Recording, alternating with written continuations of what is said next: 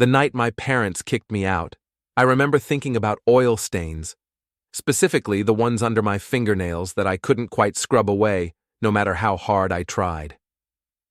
I'd spent 20 minutes in their bathroom before the family dinner, using a nail brush and industrial hand cleaner, but traces of grease remained in the creases of my knuckles and around my cuticles. My mother noticed immediately when I walked into the living room. Her eyes went to my hands, her mouth tightened, and she turned away without saying anything. That should have been my first warning. But I'm getting ahead of myself. Let me start from the beginning. The gathering. It was my Aunt Margaret's birthday celebration. Not a milestone, just one of those family obligations that happens twice a year where everyone shows up, pretends to enjoy each other's company, and exchanges passive-aggressive observations disguised as concern. The party was at my parents' house. They'd always loved hosting these things.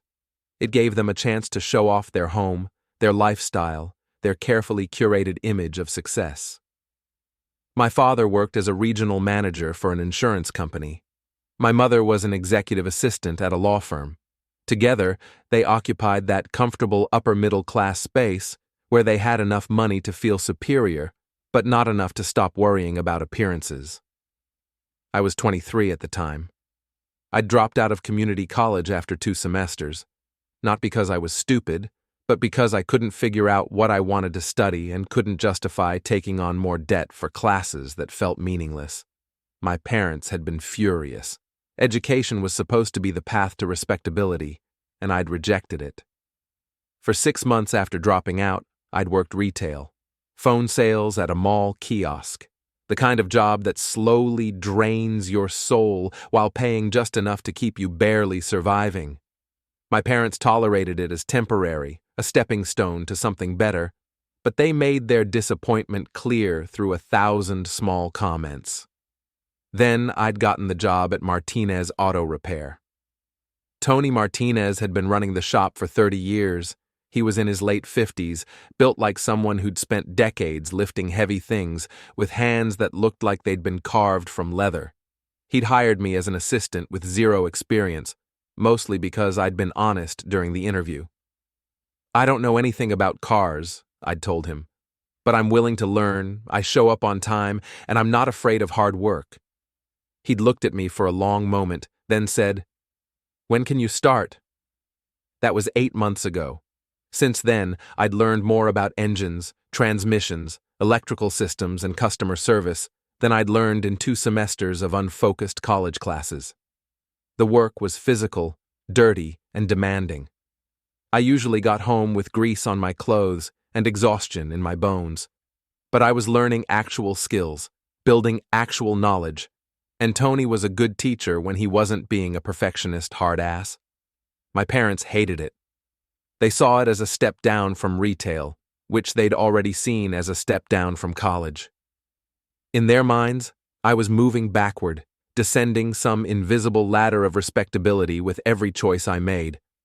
But I'd kept living at home because rent in the city was impossible on what I made, and they'd tolerated my presence the way you tolerate a chronic minor illness, with resignation and frequent complaints. I should have known the party would be a problem. Everyone arrived around 6. Aunts, uncles, cousins, family friends. The house filled with the sounds of greeting and laughter and the clinking of wine glasses.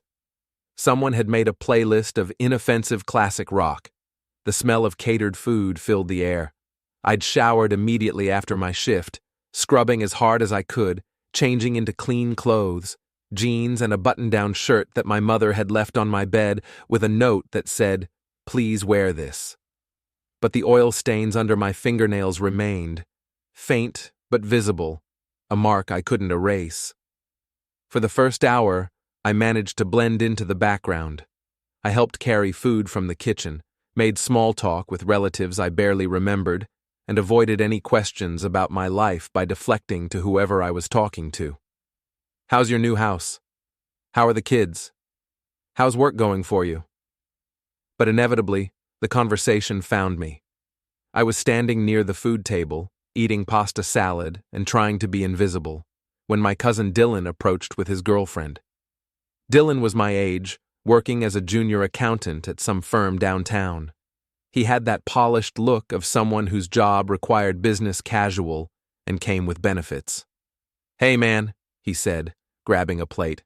"Long time no see. What are you up to these days?" It was an innocent question, just normal conversation, but I felt my stomach tighten anyway.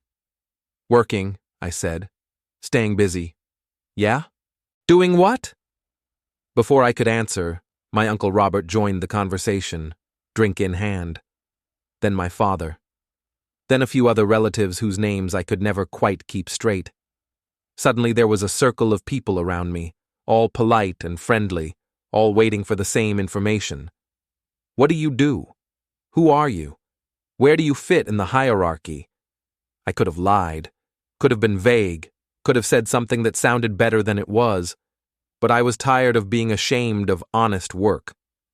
"I'm a mechanic's assistant," I said clearly, "at Martinez Auto Repair. Been there about 8 months. The silence that followed wasn't dramatic. Nobody gasped. Nobody looked shocked. But there was a subtle shift in energy, a small recalibration as everyone processed what that meant. My father laughed. It wasn't a warm laugh or an amused laugh. It was that kind of uncomfortable laugh people make when they don't know how to respond to something awkward. "A mechanic's assistant," he repeated, loud enough that people beyond our immediate circle could hear. "That's low-class work." The words hung in the air like smoke. My mother, standing a few feet away, turned at the sound of his voice. When she saw the circle of people around me, when she realized what was being discussed, something flickered across her face. Embarrassment, anger, disgust. "He fixes cars," she said to the group, her tone making it clear what she thought of that. "Gets covered in grease and crawls under vehicles all day. Very hands-on." The way she said hands-on made it sound like primitive. Uncle Robert tried to smooth it over. "Well, everybody needs their car fixed, right? That's good honest work." "It's low class," my father said again, more firmly this time, like he was establishing a fact that needed to be understood. "It's the kind of work you do when you can't do anything better." Dylan shifted uncomfortably. His girlfriend looked at her drink. My cousin Rachel, standing nearby, laughed. Not cruelly, but in that way people laugh when someone else has made a joke and they want to fit in. "I mean, it's not exactly a career path, is it?" Someone else chuckled. The sound spread, a small wave of nervous laughter that people use to fill uncomfortable silence. I stood there, plate in hand, feeling heat rise in my face, feeling every pair of eyes on me, feeling the weight of judgment from people who'd never worked with their hands, never built anything, never done anything that left visible dirt under their fingernails. Nobody defended me. Nobody said that all honest work has dignity. Nobody suggested that maybe learning a skilled trade was just as valid as pushing papers in an office. They just stood there, some of them smiling, some of them looking away, all of them complicit in the humiliation. I set my plate down on the table. "Excuse me," I said quietly. I walked outside to the back porch and sat on the steps, alone, staring at the dark yard. My hands were shaking. Not from anger exactly. From something worse. From the realization that my own parents had just publicly labeled me as low class in front of 24 people, and nobody had thought that was wrong. I heard the sliding door open behind me. Footsteps. The smell of my father's cologne. "You need to be more careful about what you say in there," he said. I didn't turn around. I was being honest. Honesty isn't always appropriate, especially when it reflects badly on the family. Reflects badly? I turned to look at him. I have a job, I'm learning skills, I'm working hard. How does that reflect badly? "Because it's beneath you," he said flatly. "You had opportunities. You had options. You chose to throw them away to do manual labor that anyone with a strong back could do." That's not true. Tony's been doing this for 30 years. He knows things most engineers don't know. He can diagnose problems just by listening to an engine. That's skill. That's experience. my father corrected. Not education, not advancement. You're not building anything. You're just surviving in a dead-end job that will never lead anywhere meaningful. You don't know that. I know that mechanics don't make money. I know they don't get respect. I know that when people ask what my son does, I'm embarrassed to tell them. The words landed like punches. Then maybe don't tell them, I said. He stepped closer. This is a problem. A real problem. Your mother and I have been patient. We've let you stay here while you figured things out. But tonight was humiliating. Having to explain to everyone that our son works in a garage like he couldn't do any better. I'm doing fine. You're doing the bare minimum, and it's making us look bad. He went back inside, leaving me alone on the steps. I sat there for another 20 minutes, listening to the sounds of the party continuing without me, and I knew something had changed. The humiliation wasn't just about tonight. It was about everything. Every time they'd expressed disappointment, every time they'd compared me to cousins with better jobs, every time they'd implied I was wasting my potential, they were ashamed of me, genuinely, deeply ashamed. And they'd just announced it to everyone who mattered in our extended family. Before we get into what happened next, don't forget to like and subscribe and hit that hype button to boost this episode. Drop a comment below with your city or country. I'm always curious where viewers are joining from. Now let's get back to the story. The last guests left around 10:30. I'd stayed outside for most of the evening, only coming in briefly to say goodbye to my Aunt Margaret and wish her a happy birthday. She'd hugged me and whispered, "Don't let them get to you," which was kind, but also confirmed that everyone had heard what happened. After the house emptied, I went to my room, hoping the situation would just blow over, that my parents would cool down overnight, and tomorrow we'd pretend nothing had happened, the way families do. But at 11, there was a knock on my door. "We need to talk," my mother said through the wood. "Downstairs, now." They were both waiting in the living room when I came down, still dressed from the party but looking tired. My father was sitting on the couch. My mother was standing by the fireplace, arms crossed. "Sit," she said. I sat in the armchair across from them. "We've made a decision," my father said, "about your living situation here." My stomach dropped. "What kind of decision?" "We think it's time for you to move out," my mother said. Her voice was controlled, but I could hear the anger underneath. "Tonight." "Tonight?" I repeated. "You're kicking me out tonight?" "We're asking you to leave," my father corrected, as if the phrasing made it different. "Immediately." "Because of what happened at the party?" "Because of what you've been doing with your life," my mother said. "We've been patient. We've given you time. We've supported you through your college failure, through your retail phase, and now through this mechanic thing. But tonight made it clear that you're not taking any of this seriously." "I am taking it seriously. I'm working full-time. I'm learning a trade." "You're embarrassing us," she said sharply. "Do you understand that? You're 23 years old with no degree, no career prospects, working a job that leaves grease under your fingernails, and you announced it to the entire family like you were proud of it." "I'm not ashamed of honest work." "Well, you should be," my father said, "because it's low class, because it's not what we raised you for, because it makes us look like failures as parents." "This isn't about me at all," I said slowly. "This is about how you look." "It's about both," my mother said. "But yes, it's also about us. We have a reputation. We have standing in this family and this community, and you're damaging that with your choices. So you're kicking me out. We're asking you to leave and figure out your life somewhere else," my father said. "Maybe some real independence will motivate you to do better, to aim higher, to stop settling for whatever's easy and available." "This isn't easy," I said. "This job is hard, physically demanding, mentally challenging. I'm learning constantly." "You're learning how to change oil," my mother said dismissively. "That's not a valuable skill."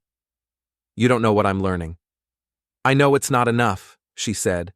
"I know that in 10 years you'll still be doing the same thing, making the same low salary, living the same limited life, and we're not going to watch that happen under our roof.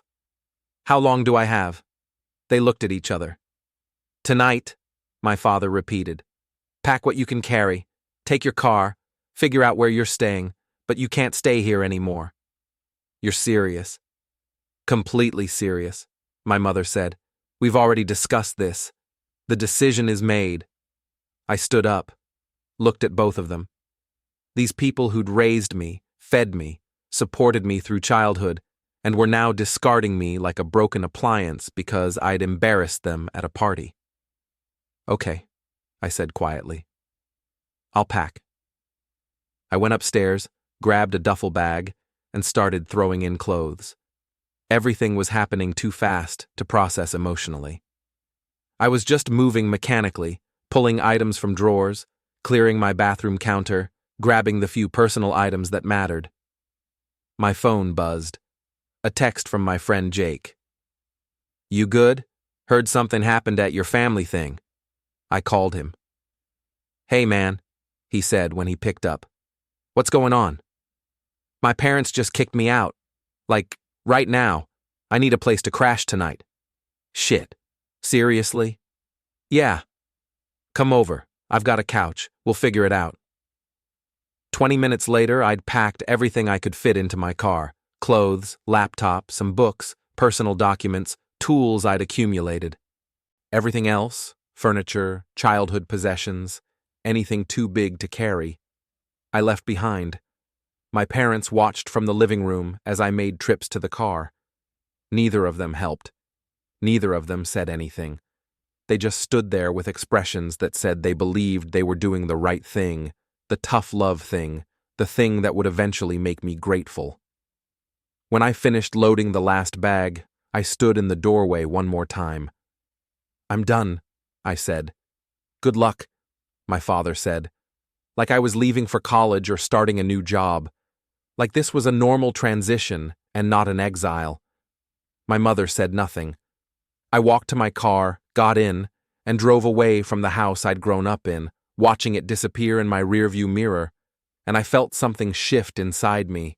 Not heartbreak exactly, not even anger, just a cold clarity. They'd made their choice. They'd decided I wasn't worth keeping around because I'd embarrassed them, because my job wasn't prestigious enough, because I'd refused to follow the path they'd wanted for me. Fine, I'd accept that decision, and I'd live with it, and they'd have to live with it too. Jake lived in a 2-bedroom apartment with another roommate, Marcus. The place was cluttered and smelled like old pizza and stale beer, but they made space for me on the couch without asking questions or making me feel like a burden. Stay as long as you need, Jake said that first night, throwing a pillow and blanket at me. We'll figure out something more permanent in a few days. I barely slept. Just lay on that couch, staring at the ceiling, replaying the evening in my head on an endless loop. The laughter at the party, the words low class, my mother's face when she told me to pack, my father watching me load my car without saying a word or offering to help. But when my alarm went off at 5:30 a.m., I got up, showered in their cramped bathroom, and drove to the shop. Because whatever else had happened, I still had a job. I still had responsibilities. I still had a place where my work mattered, and where I was valued for what I could do, not for how I made other people look. Tony was already there when I arrived, unlocking the bay doors, coffee in hand, radio playing classic rock at low volume. He looked at me, really looked at me, and his eyes narrowed slightly. You look like shit, he observed. Had a rough night. Want to talk about it? Not really. He nodded, took a sip of his coffee, and handed me a work order. Customers coming in at 7 for a brake job. Let's get the parts pulled and ready. And just like that, we went to work. No prying questions, no forced sympathy, just normal operation, which was exactly what I needed. The shop became my anchor over the following months. 6 days a week, 8 to 10 hours a day, sometimes more when we got backed up. I lost myself in the work completely.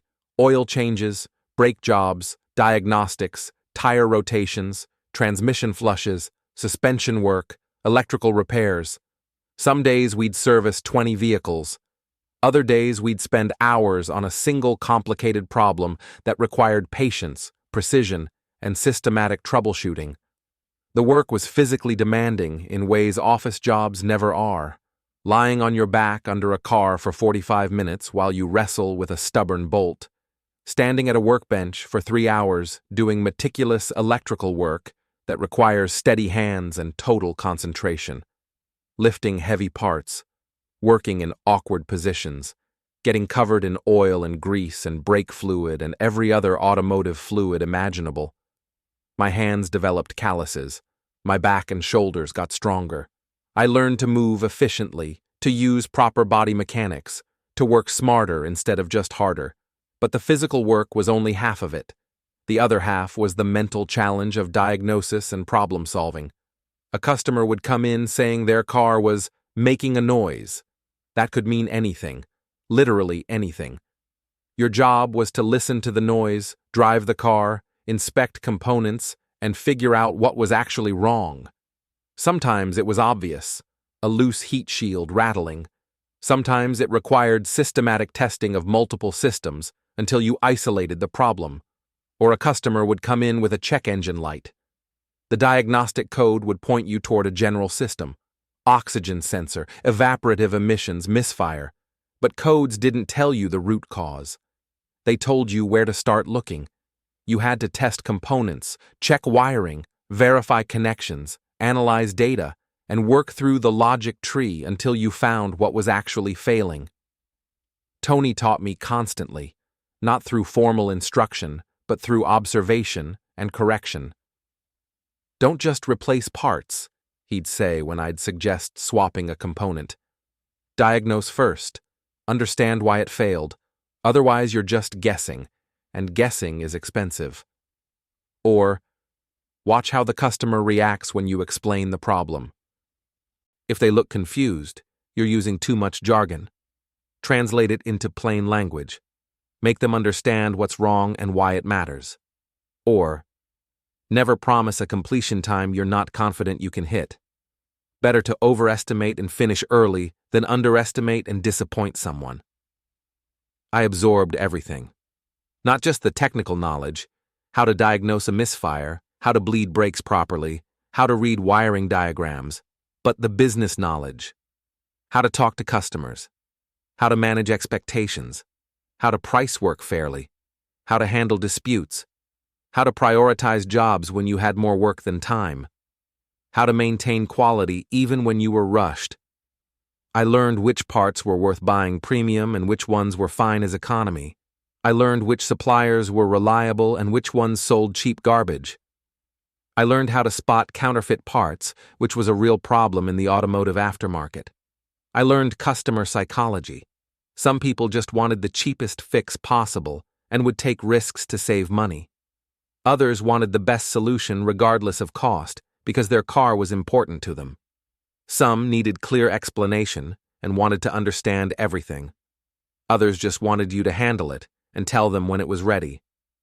Learning to read people and adapt your communication style accordingly was as important as learning to read diagnostic codes. I also learned the economics of running a repair shop. Tony was generous with information since he knew I was genuinely interested in understanding the business, not just doing the technical work. Parts cost what they cost, he explained one day while we were waiting for a delivery. We typically mark them up 30 to 40%, which sounds like a lot until you realize we have to warranty that part, stock it or have it delivered, handle returns if it's wrong, eat the cost if it fails prematurely.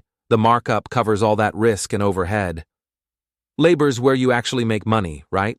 I asked. If you're efficient, yeah. That's why speed matters, but only if you maintain quality. A job that takes you 2 hours today might take you 90 minutes in 6 months once you've done it 50 times. That efficiency is profit. But if you rush and do shoddy work, you lose money on comebacks and warranty repairs. The key is being fast and good, not just fast. He showed me his books occasionally. Not the detailed financials, but enough to understand the model.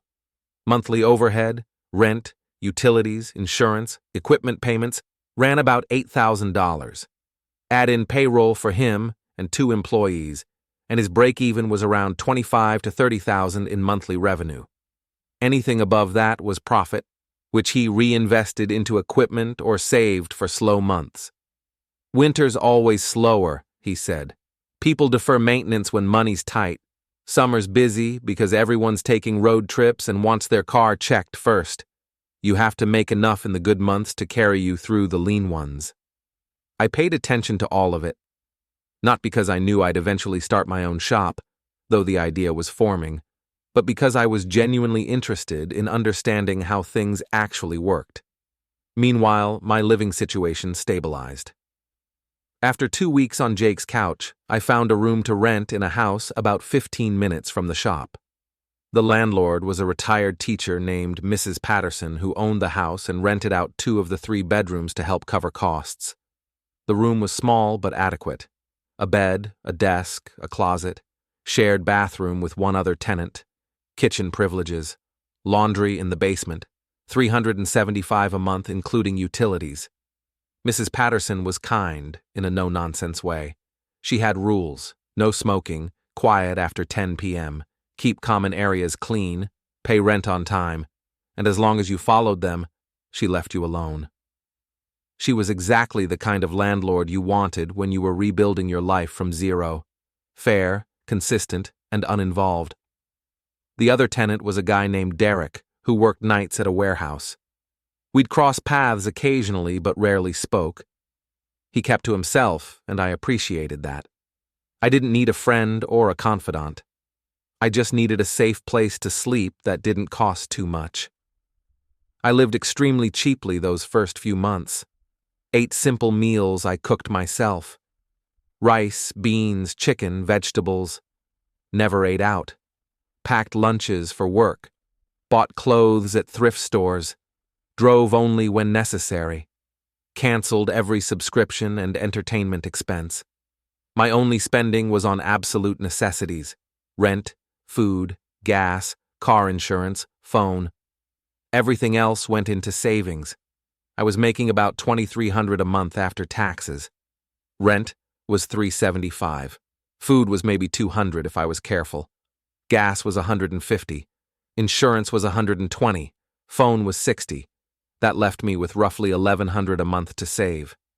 It wasn't much, but it added up. After 6 months, I had $6,600 saved. After a year, I had over $13,000. Money meant options. Money meant I could eventually make a move when the right opportunity came. But more important than the money was the education I was getting. Every day at that shop, I was learning skills that couldn't be taught in a classroom. Skills that were valuable. Skills that could build a career. I stopped talking to my parents completely. Blocked their numbers after they called twice in the first week. Deleted their emails without reading them. When relatives reached out asking what happened, I gave them vague answers and changed the subject. I didn't want reconciliation. I didn't want explanation. I didn't want their approval or their concern or their advice. I just wanted to be left alone to build something without their judgment hanging over me. My brother Kevin was different. He texted me regularly, checking in, never pushing, just maintaining contact. He was still in college, still living at home, still following the path our parents approved of, but he never judged me for taking a different route. "Mom and Dad ask about you sometimes," he told me during one of our occasional phone calls. "I tell them you're doing fine and leave it at that. Thanks. They feel bad, I think. They just don't know how to admit it. They don't feel bad enough to apologize." "No," he admitted. "Not yet." "Then they don't actually feel bad. They just feel awkward." Kevin didn't argue. He was smart enough to see the truth in that. Through all of this, the work, the learning, the saving, the slow rebuilding, I never lost sight of the bigger picture. This wasn't my final destination. Working as a technician at someone else's shop was valuable experience, but it wasn't the end point.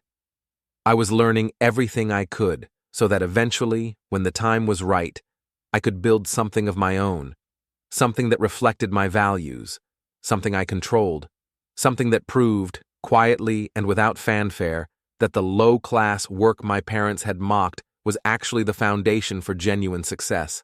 I just needed to be patient, to keep working, to keep learning, to keep saving, and to never, ever forget what it felt like to be called low-class in front of people who were supposed to care about me.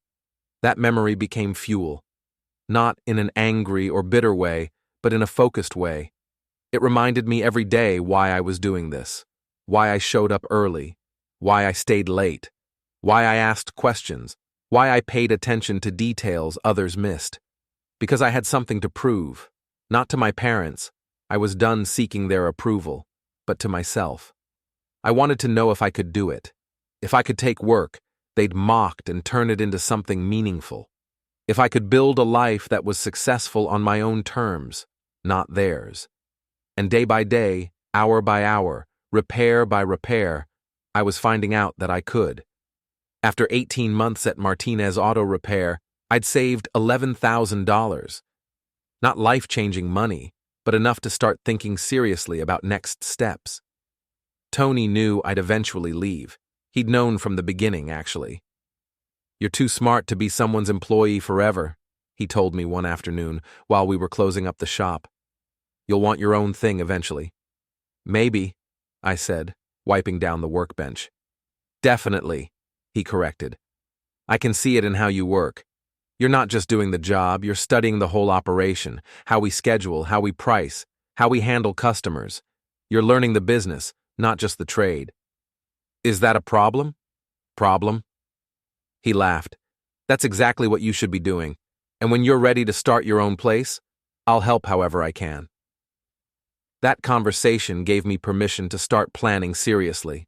I spent the next 6 months researching everything about opening an auto repair business. Not just the technical side, which I already understood, but the business infrastructure that made or broke small shops.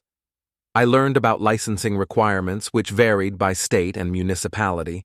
I needed a business license, an auto repair facility license, and proper insurance, general liability, garage keepers, and workers' comp if I ever hired employees. I learned about location selection. You needed good visibility, but not prime retail space, which was expensive. You needed adequate square footage for bays and parking. You needed proper electrical capacity for lift equipment. You needed to be in an area zoned for automotive services. And ideally, you wanted to be near residential neighborhoods or businesses that generated regular traffic. I learned about equipment costs, which were staggering if you bought everything new. A 2-post vehicle lift cost $5,000 to $8,000. A quality diagnostic scanner cost $3,000 to $5,000. Air compressors, tire changers, alignment racks, hand tools, pneumatic tools, specialty tools for specific jobs, it added up fast. A fully equipped shop could easily require $50,000 to $70,000 in equipment alone. I learned about inventory management. You needed a basic stock of common parts: oil filters, air filters, brake pads, belts, hoses, fluids. But you couldn't stock everything, which meant building relationships with parts suppliers who could deliver quickly. You needed accounts with multiple suppliers to compare pricing and availability. You needed to understand markup strategies that kept you competitive while maintaining margins. I learned about pricing structures. Some shops charged flat-rate labor based on industry standard times for common jobs. Others charged hourly. Some did both, depending on the job. You had to balance being competitive with being profitable, which was harder than it looked. Charge too little and you'd work yourself to death for no money. Charge too much and customers would go elsewhere. I visited other independent shops, sometimes as a customer, sometimes just to observe. I talked to owners when they'd give me time. Most were happy to share knowledge once they understood I wasn't an immediate competitor. One owner, a guy named Frank, who'd been running his shop for 15 years, gave me advice I never forgot. "The technical work is only half the battle," he said. "The other half is managing customer expectations and building trust. Most people are scared of mechanics. They've been ripped off or talked down to. They don't understand what's wrong with their car, and they're afraid of being taken advantage of. Your job is to make them comfortable. Show them what's wrong. Explain it in plain language. Give them options. Be honest about what needs to be done now versus what can wait. Do that consistently, and you'll have customers for life. After 2 years at Tony's shop, I found a location that fit my criteria and my budget. A small garage in an industrial area near a mix of residential and commercial zones. 1,500 square feet, 2 bays, high ceilings, adequate electrical, proper drainage. The space had been a transmission shop that went out of business, so it already had the basic infrastructure. The rent was $1,800 a month, which was manageable if I could generate enough revenue.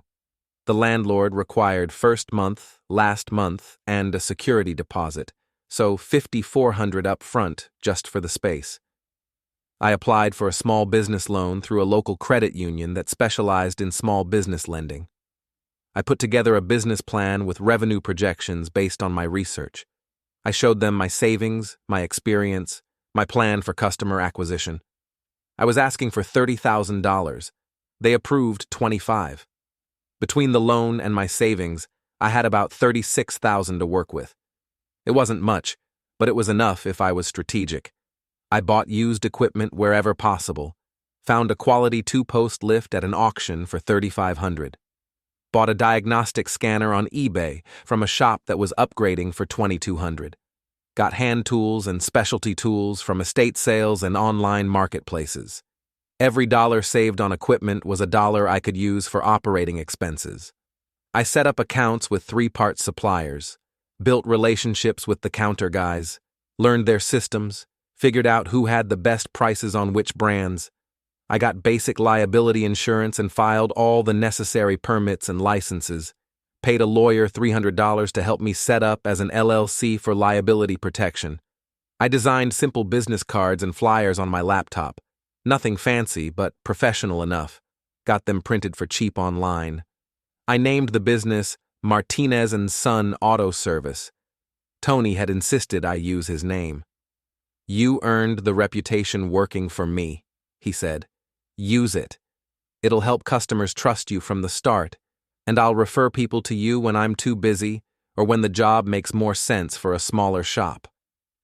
That generosity meant everything. Starting a business is terrifying, and having someone with 30 years of experience vouching for you made it slightly less terrifying. I spent 2 weeks before opening getting the space ready.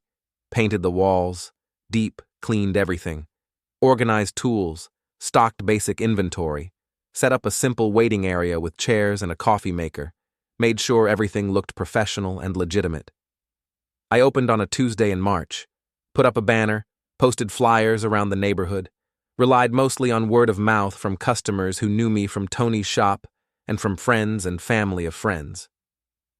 The first day, 3 people came in. 1 oil change, 1 brake inspection, 1 diagnostic for a check engine light. I made $280 in revenue. After parts costs, that left about $160 in gross profit. Not enough to cover even 1 day of overhead, but it was a start. The first month was terrifying. Some days I'd have 6 or 7 jobs, other days I'd have 1. Revenue was wildly inconsistent.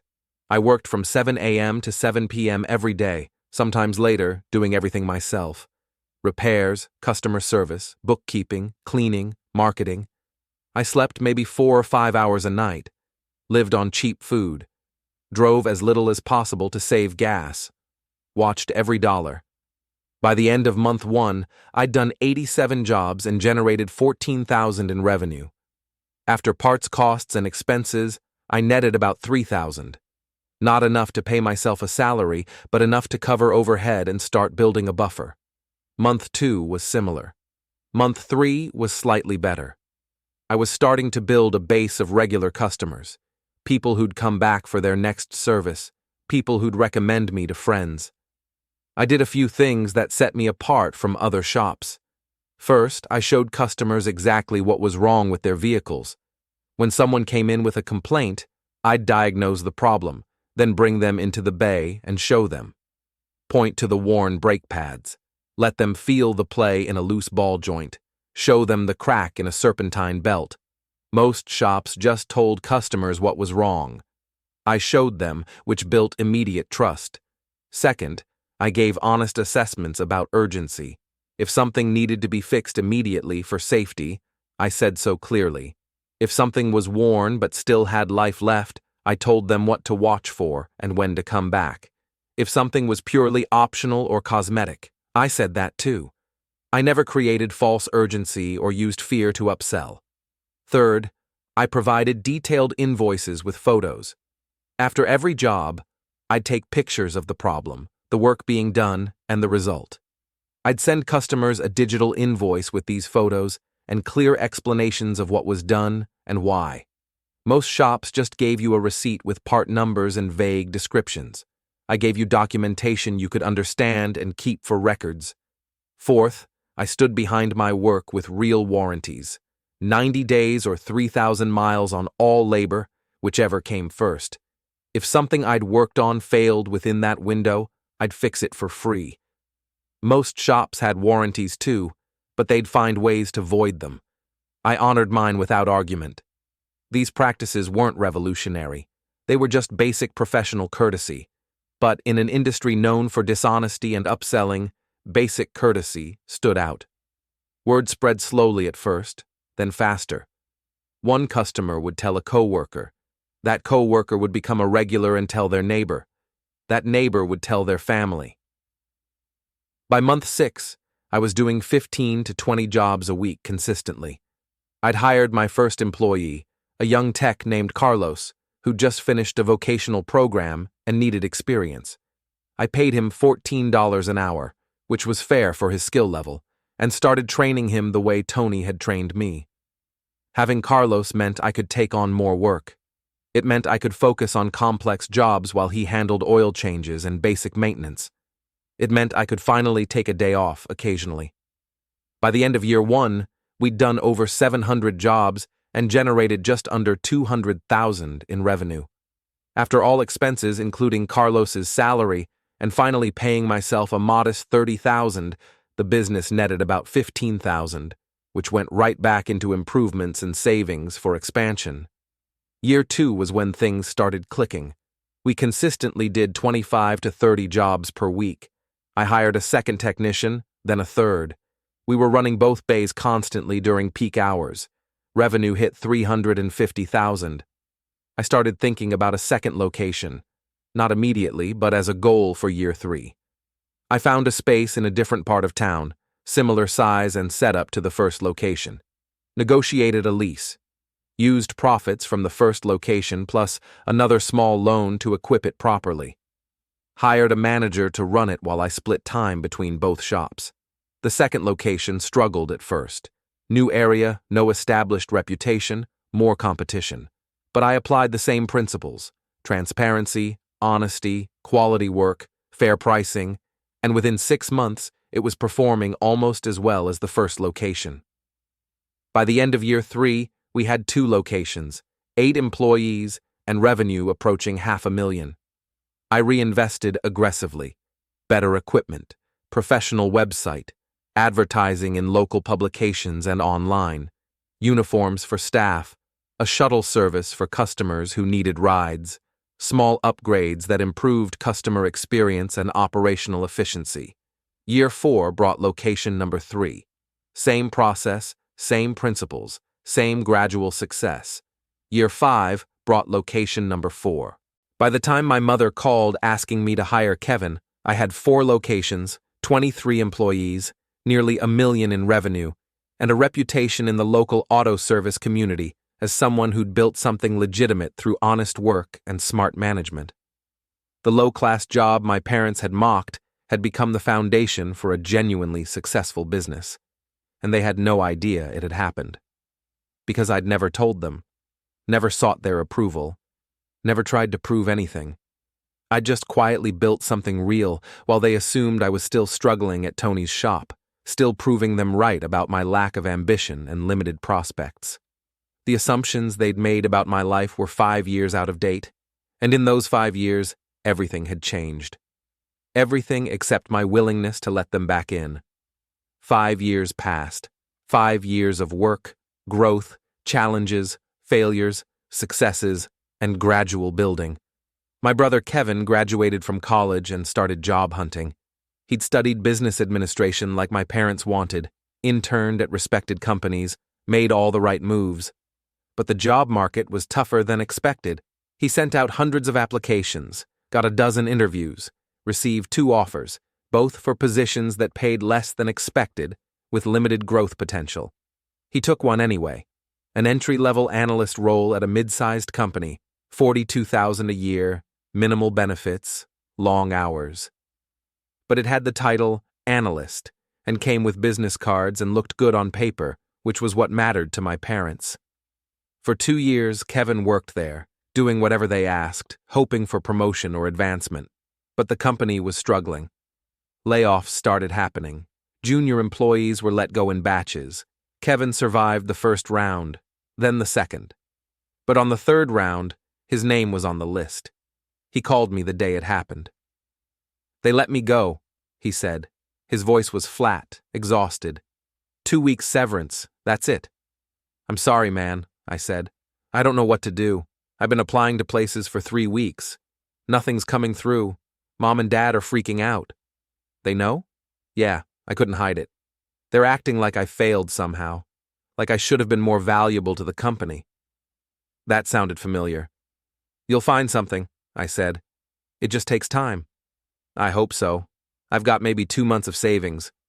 After that, I don't know." We talked for a while longer. I offered what encouragement I could. But I also knew that Kevin was in for a rough period. Job hunting while unemployed was brutal. The pressure mounted daily, and with our parents judging his every move, the stress would be even worse.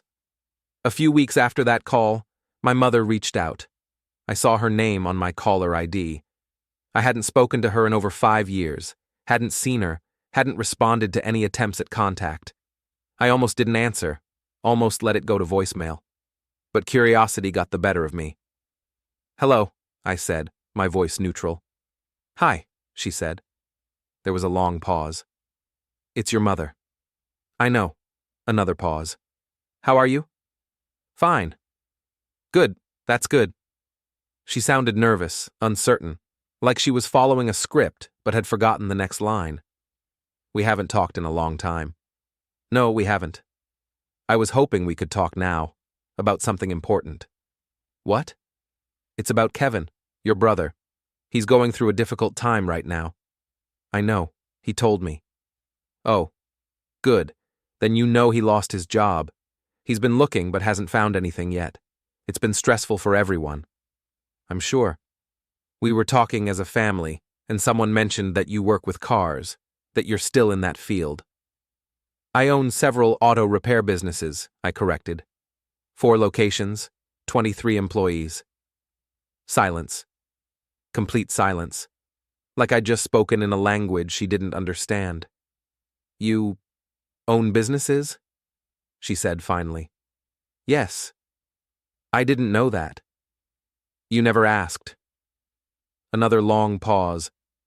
I could hear her breathing on the other end of the line, recalibrating, trying to figure out how to proceed now that her assumptions had been shattered. "That's wonderful," she said carefully. "We're very proud of you." I almost laughed. "Are you?" "Of course. You've done well for yourself." "By accident, apparently, since you thought I was still just working at Tony's shop." "We didn't know. You never told us." "You never asked," I repeated. "And you made it clear you didn't want to know. You kicked me out for being low class, remember? That was a long time ago. People say things they don't mean when they're upset." "You meant it," I said flatly. "And you made sure everyone at that party knew you meant it." She didn't argue, just took a breath and pushed forward. "Regardless of the past, I'm calling now because we need your help. Kevin needs your help. He's your brother. He's struggling, and we thought maybe you could hire him." There it was. The ask. The real reason for the call. "Hire him to do what?" I asked. "Whatever you need. He's smart, educated, willing to work hard. He just needs a chance." "Does he know anything about cars?" "He can learn. You learned." "I learned by working as an assistant for 2 years before starting my own business. I put in thousands of hours of training and practice." Kevin's a fast learner. He'll figure it out. That's not how this works. But you could make an exception, she pressed. For family. And there it was. The entitlement. The assumption that blood created obligation. That I should compromise my business standards because someone with my last name needed help. I'm running businesses, I said. Real businesses with employees and customers and reputations. I can't just hire someone because they're related to me. You could if you wanted to. I don't want to. So you're going to let your brother struggle? Her voice shifted, taking on an edge. You're going to refuse to help him when you easily could? I'm not refusing to help, I said. He can apply like everyone else. If he's qualified and we have an opening, I'll consider him fairly. That's not good enough. It's what I'm offering. After everything we did for you, she said, after raising you, supporting you, giving you a home for 23 years. You kicked me out, I interrupted. On the same night you called me low class in front of the entire family. You didn't give me a grace period or help or support. You just told me to leave immediately, so don't talk to me about everything you did for me. Silence. That was 5 years ago, she said finally. You're still holding on to that? I'm not holding on to anything. I accepted your decision and moved on. But you don't get to pretend it didn't happen just because you need something now. So this is revenge. No, this is boundaries. You decided I wasn't worth your support when my job embarrassed you. I'm simply maintaining that same boundary now. Kevin had nothing to do with that. He's innocent in all this. Then he can apply like any other candidate. I'll review his resume fairly. If he's qualified and a good fit, we'll talk. But I'm not handing him a job just because you're asking. You've changed, she said. You've become cold. I've become independent, I corrected. The thing you said you wanted me to be. Not like this. You don't get to choose how I turned out. You made your decision 5 years ago. These are the consequences. I could hear her breathing getting faster, emotion breaking through the careful control. Your father will want to talk to you, she said. He can call if he wants. The answer will be the same. We need you to do this. I don't owe you anything, I said quietly. You made that clear 5 years ago. She hung up without saying goodbye. I set my phone down and sat there for a moment, processing the conversation. They'd called me low class for working as a mechanic's assistant. They'd laughed about it. They'd kicked me out that same night with no grace, no support, no second chance. And now they wanted me to hire my brother like nothing had happened. Like the past 5 years didn't exist. Like they hadn't cut me off and I should just forget about it because they needed something. The entitlement was stunning. The lack of self-awareness. The assumption that I'd just comply because they'd decided it was time to reconnect. But what bothered me most wasn't the request itself. It was the complete absence of apology or acknowledgement. No, we were wrong. No, we're sorry. No, we understand we hurt you. Just, we need help, so you should give it. As if my success obligated me to serve them. As if building a business from the ground up after they'd discarded me somehow meant I owed them the benefits of that success. I'd learned a lot in 5 years. About business, about people, about myself. But the most important thing I'd learned was this. Respect isn't owed. It's earned. And once you lose it, you don't get it back just by asking. My parents had lost my respect the night they kicked me out. And they'd done nothing in the 5 years since to earn it back. One phone call asking for favors didn't change that. My father called 2 days later. We need to discuss Kevin's situation, he said when I answered. No greeting, no preamble, just straight to business. There's nothing to discuss, I said. I told Mom already. He can apply through normal channels. That's not acceptable. He's family. You should help him. I am helping him. I'm treating him the same way I treat every other applicant. That's fair. Fair would be recognizing that he's your brother and making sure he has a job. That's not fair. That's nepotism. It's how families work, my father said. You take care of your own. The way you took care of me? Silence. That was different, he said finally. How? You were making bad choices. We were trying to motivate you. By humiliating me in front of the family and kicking me out the same night? By giving you consequences. By showing you that your choices had real impacts. And now you're experiencing the consequences of your choices, I said. The impact of deciding I wasn't worth your support. So this is revenge. Why does everyone keep saying that? I asked. This isn't revenge. Revenge would be cruel. Revenge would be going out of my way to make things harder for Kevin. I'm not doing that. I'm just not giving him special treatment. He needs help. Then he should apply for positions he's qualified for. If he has business skills, great. We have administrative needs. If he wants to learn the technical side, he can start as an assistant like I did. But I'm not inventing a position for him.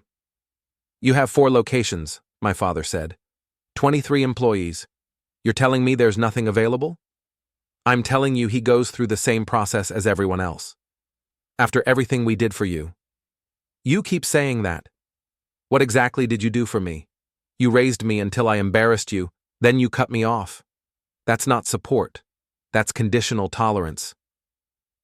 We gave you a home for 23 years. And then you took it away in one night, so the account is balanced. I don't owe you anything. My father was quiet for a long moment. You've become hard, he said finally. Success has made you cruel. Success has made me clear about boundaries, I corrected. I learned from you, actually.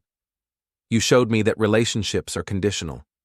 That support can be withdrawn instantly when someone doesn't meet your standards. I'm just applying those same principles. We were trying to help you. No, you were trying to control me. There's a difference. So Kevin suffers because of something that happened years ago? Kevin doesn't suffer. He applies for a job. If he's qualified, he gets interviewed. If he does well in the interview, he gets considered. That's not suffering. That's normal. It's cold. It's professional. It's how I run my businesses. It's why they're successful. He's your brother. Which is why I won't compromise my standards for him, I said. Because if I hire him without proper vetting and he's not a good fit, it creates problems for everyone. For him, for my staff, for my customers, for me. I respect him enough to treat him like an adult who has to earn his position. That's not respect. That's rejection. Call it whatever you want. The policy stands. My father hung up. Over the next week, I got calls from other family members, my Aunt Margaret, Uncle Robert, a few cousins, all of them with variations of the same message. Help Kevin, he's family, don't hold grudges, be the bigger person. I gave them all the same answer. He's welcome to apply. I'll consider him fairly. But no special treatment. Some of them understood. Others got angry. A few accused me of being petty and vindictive. I stopped answering calls from numbers I didn't recognize. Kevin called me directly about a week after my conversation with my father. I need to talk to you, he said, about this job thing. Okay. Mom and Dad have been pushing me to ask you for help, to just give me a position, but that's not what I want. No? No. I don't want a handout. I don't want to be the owner's brother who got hired because of family connections. That's not how I want to start. Good, I said, because that's not how I operate. I know, and I respect that. He paused. But I do need work, and I am willing to learn. So if you're serious about the application process, I'd like to apply. For what position? I don't know anything about cars, he admitted. But I'm good with people. I'm organized. I learn fast. If you have anything administrative or customer-facing, I'd be interested. Send me your resume, I said. I'll review it and get back to you within a week. Fair enough. Kevin? Yeah? Just so we're clear, if I hire you, it's because you're qualified and you earned it, not because you're my brother, and I'll expect the same work quality from you that I expect from everyone else. I wouldn't want it any other way. Kevin sent his resume the next day. I reviewed it honestly. 2 years of analyst experience. Good communication skills based on his previous job descriptions. Organized, detail-oriented. No auto industry experience, but that wasn't required for what we needed. We had an opening for a service advisor at one of our locations. Someone who handled customer intake, explained repairs, managed scheduling, dealt with billing. It required people skills and organization more than technical knowledge. I set up an interview, treated him like any other candidate, asked the same questions, evaluated his answers fairly. He did well, knew how to talk to people, showed genuine interest in learning, was honest about what he didn't know. I offered him the position at our standard starting rate for service advisors, $38,000 a year. Not generous, but fair for the role and his experience level. He accepted. "Thank you," he said. "I know this was probably complicated because of the family stuff." "It was straightforward," I corrected. "You applied, you interviewed, you qualified. That's how it works." "Still, I appreciate it. Just show up and do the work. That's all I ask." Kevin started the following Monday. I made it clear to the location manager that he got no special treatment. If he performed well, great. If he didn't, we'd address it the same way we would with anyone else. And to his credit, Kevin did well, showed up on time, learned quickly, treated customers with respect, took feedback without getting defensive. Within 3 months, he was one of our stronger service advisors. But my parents never acknowledged any of it, never thanked me for giving Kevin a chance, never admitted they'd been wrong about me 5 years earlier, never apologized for the humiliation or the eviction. They just acted like they'd been right to push me, like everything had worked out the way they'd planned, like my success somehow validated their decision to kick me out. I didn't correct them, didn't try to make them understand, just kept my distance and focused on running the businesses I'd built.